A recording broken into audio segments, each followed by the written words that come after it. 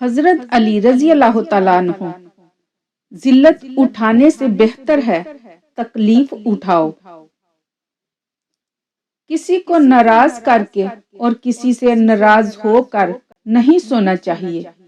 کیا پتا ہم صبح جاگ ہی نہ سکیں یا وہی صبح ہمیں نہ ملے۔ میرا رب خود پردے میں ہے اور اس نے اپنی مخلوق میں صرف عورت کو پردہ میں رہنے کا حکم دیا ہے۔ عورت ہونا اور باحجاب ہونا رب کا بہت بڑا احسان ہے، اس رب کا شکر ادا کیجیے۔ یہ تلخ حقیقت ہے کہ آپ کی بات کو توجہ آپ کی حیثیت دیکھ کر ملتی ہے۔ آندھی نے توڑ دی ہیں درختوں کی ٹہنیاں، کیسے کٹے گی رات پرندے اداس ہیں۔ راز پہنچے ہمارے غیروں تک، مشورہ جو کر لیا تھا اپنوں سے۔ کبھی کبھی ہمیں خزاں کے موسم کی طرح ہو جانا چاہیے، اپنے اندر کی ہر اس چیز کو جڑنے دینا چاہیے جو ہمیں تکلیف دیتی ہے، تاکہ بہار کے لیے جگہ بن سکے۔ امام جعفر صادق علیہ السلام نے فرمایا، لوگوں کے ساتھ دھوکہ دہی اور منافقت نہ کرو ورنہ اکیلے رہ جاؤ گے۔ ہم برے تھے، برے ہیں اور برے ہی رہیں گے۔ فکر تو وہ کریں جو بولتے کچھ ہیں، کرتے کچھ ہیں اور ہوتے کچھ ہیں۔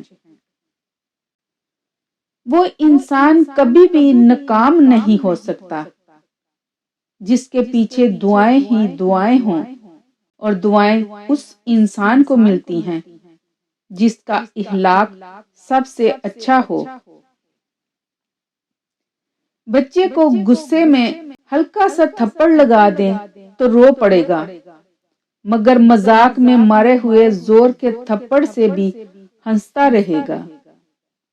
نفسیاتی درد جسمانی درد سے زیادہ شدید ہوتا ہے، اور زبان کا لگا ہوا زخم کلہاڑی کے زخم سے زیادہ دردناک۔ مقام دل کو کیا اس نے بدلا، جو نکھر رہا تھا وہ بکھر گیا ہے۔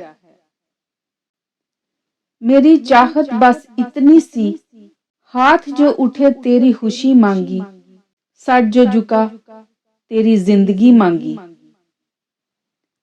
اگر آپ کے بے وجہ دشمن بہت ہیں تو اس کی ایک وجہ ہے، یا تو آپ عقل مند ہیں یا تو آپ کا کردار بہت مضبوط ہے۔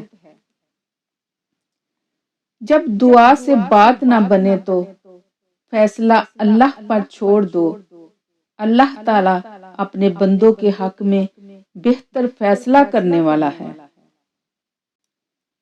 سنا ہے تعریفوں کے پل کے نیچے مطلب کی ندیاں بہتی ہیں۔ وقت بدلنے میں دیر نہیں لگتی، کبھی غرور نہیں کرنا چاہیے۔ اگر آج عروج ہے تو کل زوال بھی آ سکتا ہے۔ احسان جتانا سب سے بدترین کام، مگر یہ نہیں بتاتا کہ میں نے احسان کرنے والے کو کتنی اذیت پہنچائی جس پر اس نے احسان جتایا۔ اگر زندگی بھر کا حساب لگایا جائے تو غیروں کے مقابلے میں اپنے زیادہ خطرناک ثابت ہوئے ہیں۔ میرے یقین کی کشتیاں یوں نہیں ڈوبی، میں نے دیکھا ہے تجھے اوروں سے دل لگاتے ہوئے۔ ان کہی کوئی آہٹ، کوئی جنبش، کوئی دستک نہیں ملتی، ہمارے دشت ویراں میں بڑی فرصت کا موسم ہے۔ یقین جانے لوگ چائے کی تھیلیوں کی طرح ہوتے ہیں جنہیں کھولتے ہوئے پانی میں ڈالے بغیر پتہ نہیں چلتا کہ ان کا اصل رنگ کیا ہے۔